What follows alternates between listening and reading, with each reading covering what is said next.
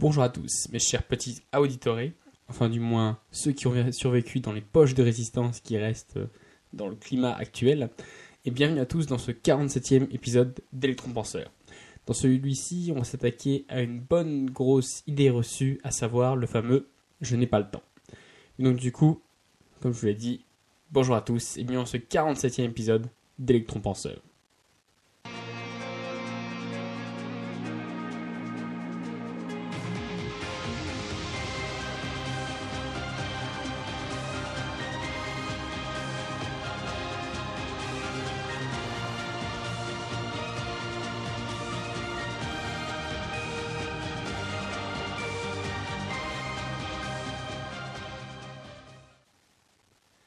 Alors, cette fameuse idée reçue de « je n'ai pas le temps ». Si je regarde dans le dictionnaire, je trouve la définition suivante. Argument numéro 1 pour justifier l'absence de motivation, d'ambition ou de volonté, ayant pour but de dissimuler la procrastination et la quête de réussite. Alors oui, je sais, forcément dit comme ça a un air un peu condescendant, mais en fait c'est le but. Le but de cette petite définition, c'est de vous piquer au vif, de provoquer votre ego dans une espèce de duel au sabre. En fait, finalement, cette excuse, c'est plutôt une sorte de croyance limitante. Une quoi, vous allez me dire ? Alors oui, vu qu'on risque d'en rencontrer pas mal au cours des différents épisodes ou autres, autant qu'on se mette tout de suite d'accord sur la chose. Alors, en gros, une croyance limitante, c'est une conviction. C'est-à-dire quelque chose en laquelle vous croyez tant et si bien que ça finit par vous brider. En gros, vous ne croyez pas capable de faire quelque chose, et bien en fait vous en êtes tellement convaincu que finalement, en fait presque pour vous donner raison, on va dire, le cerveau il va pas se saboter tout seul non plus.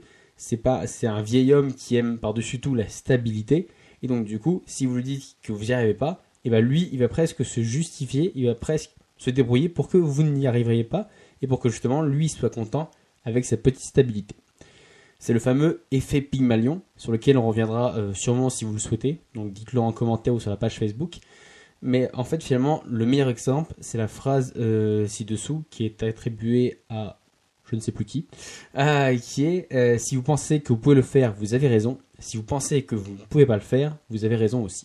En gros, une croyance limitante, c'est une barrière que vous vous êtes fixée dans votre tête. Et j'insiste bien sur le fait de dans votre tête. D'ailleurs, c'est souvent une limite qui est faite pour vous protéger. Et le but de cette barrière, en fait, c'est qui vous limite presque malgré vous, on va dire. Elle va dire aussi bien d'un point de vue mental que d'un point de vue physique. Pour vous mettre une comparaison, voilà, c'est d'un point de vue mental, si vous dites que vous n'êtes pas capable de pouvoir résoudre un problème, quelque chose qui peut être mental, vous pouvez ne pas y arriver. Parce que voilà, votre cerveau, il se bride, parce que vous l'avez bridé vous-même. Et d'un point de vue physique, c'est un peu la même chose quand on dit, dépassez-vous, essayez d'aller plus loin. C'est un peu ça en gros, c'est votre corps en lui-même, il a des réserves bien plus grandes que ce qu'il montre, en partie parce que lui, il cherche à se préserver, mais aussi parce que vous aussi, vous le forcez un peu à se préserver en lui mettant une certaine limite. Pour montrer juste un petit exemple, dites-vous que votre mâchoire, elle a, en théorie, c'est-à-dire même en pratique, la force de pouvoir briser toutes vos dents d'un coup, juste en se claquant. Mais voilà, heureusement, elle met cette espèce de petite limite pour éviter de vous briser les dents. Et c'est d'ailleurs pour ça que si vous avez quelque chose, ou que par exemple si on vous donne un bâton ou un chiffon, vous serrez beaucoup plus fort que si je vous demande juste de fermer votre mâchoire. Parce que voilà, vous n'avez pas cette petite barrière mentale et physique pour vous empêcher de serrer plus fort. Mais donc, cette petite définition faite, on va revenir à notre sujet initial, à savoir la fameuse phrase « je n'ai pas le temps ». Et en fait, « je n'ai pas le temps », c'est une croyance limitante. C'est un argument trouvé par votre cerveau pour justifier pourquoi il n'y arrive pas et en fait finalement se conforter dedans. Vous voulez la preuve que vous avez du temps ? Ok, alors prenons un peu de hauteur avec quelques maths pour partir sur une semaine type de la grande majorité des adultes français.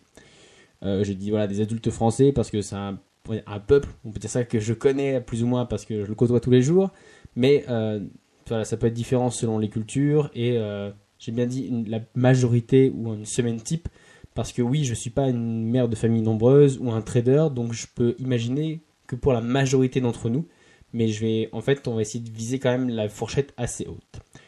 Alors finalement, une semaine, elle est composée de 168 heures, auxquelles, pour la majorité d'entre nous, on retire 35 heures de taf. On compte 2 heures par jour pour faire le repas, donc le matin si vous le prenez, le midi et le soir, donc soit 14 heures par semaine. En prenant la fourchette haute, 1h30 de transport par jour en semaine, donc c'est-à-dire les 5 premiers jours de la semaine, soit 7h30 par semaine. 8 heures de sommeil par jour, même on sait tous que ça on va dire c'est l'idéal, mais quand en réalité on dort moins, mais on va dire qu'on va viser l'idéal, ça nous fait 56 heures par semaine. 2 heures par jour à chiller, on va dire voilà, Netflix, télé ou autre. On va même extendre à 3 le week-end, donc ça veut dire pendant 5 jours, 2 heures et 3 heures le week-end voilà, pour chiller. Ça nous fait 16 heures. Parce que voilà, on n'est pas des nazis enfermés dans un bunker un soir par semaine où vous sortez avec des amis. Hop, un petit 4 heures. Je sais pas, le moment où vous faites des activités diverses comme du sport, du théâtre, de la clarinette, que sais-je, on va dire 3 heures par semaine. Passez du temps avec vos proches, votre copine, 1 heure par jour en semaine, on va même viser 3 le week-end. Donc finalement, vous voyez, ça commence un peu à s'accumuler. Après, on peut rajouter, je sais pas, activités diverses, à savoir, je sais pas, repassage, vaisselle, bricolage, jardinage, aller aux toilettes, tout ça. Visons, grosso modo assez large, 6h30 dans la semaine. Au total, ça nous donne 153 heures. C'est-à-dire que même avec cette grosse fourchette, à savoir 1h30 par jour dans les transports, il y en a peut-être qui en mettent moins, 6h30 pour faire des activités diverses, aller aux toilettes, le repassage, la vaisselle ou autre. En prenant vraiment cette fourchette large, on arrive déjà à 153 heures sur les 168 disponibles. C'est-à-dire que même avec cette grande fourchette, ça nous laisse quand même 15 heures de disponibles, soit une bonne demi-journée. Et finalement, comment on utilise ? On chill plus, on perd plus de temps sur YouTube, Facebook, et on se trouve d'autres passions ou d'autres activités.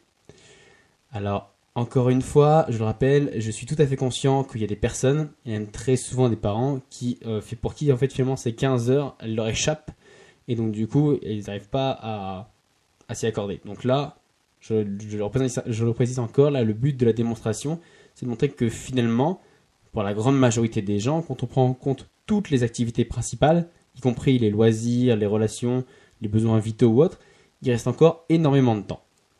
Et en fait, c'est justement dans cet intervalle de temps, donc dans ces 15 grosses heures, qu'en fait, Netflix, YouTube, Facebook et tous les autres, ils ont créé leur empire. Voilà, ils se sont vraiment appropriés votre temps libre, le moment où vous n'aviez rien d'autre à faire, où ça n'empiétait pas sur vos relations, en théorie pas trop sur votre sommeil. Et donc du coup, c'est dans ces 15 heures qu'ils ont fait leur empire et qu'ils s'en sortent.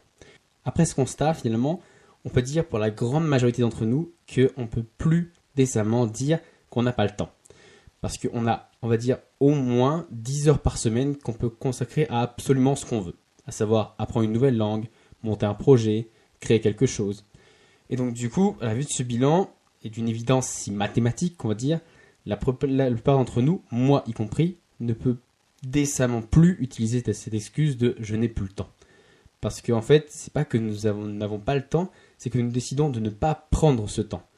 Souvent par peur de l'échec, de la confrontation au monde, ou parce qu'on se dit que finalement, on s'envoie peut-être dans une mauvaise direction, dans une espèce de cul-de-sac ou autre, on n'a pas confiance dans nos projets, mais finalement, on a ce temps et c'est juste en fait, on se trouve une excuse, on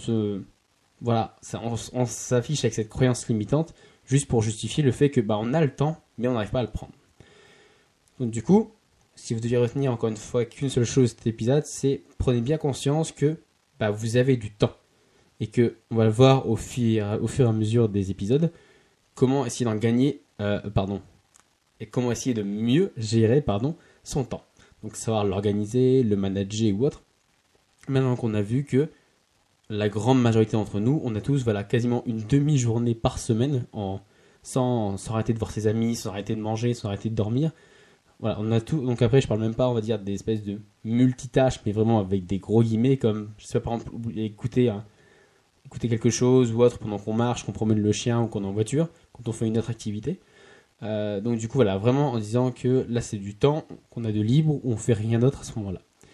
Donc finalement, la leçon du jour, c'est la suivante. Arrêtez d'utiliser cette excuse, parce que cette excuse, finalement, de dire j'ai pas le temps, elle fait que révéler aux autres votre peur et votre incapacité à être maître de votre temps.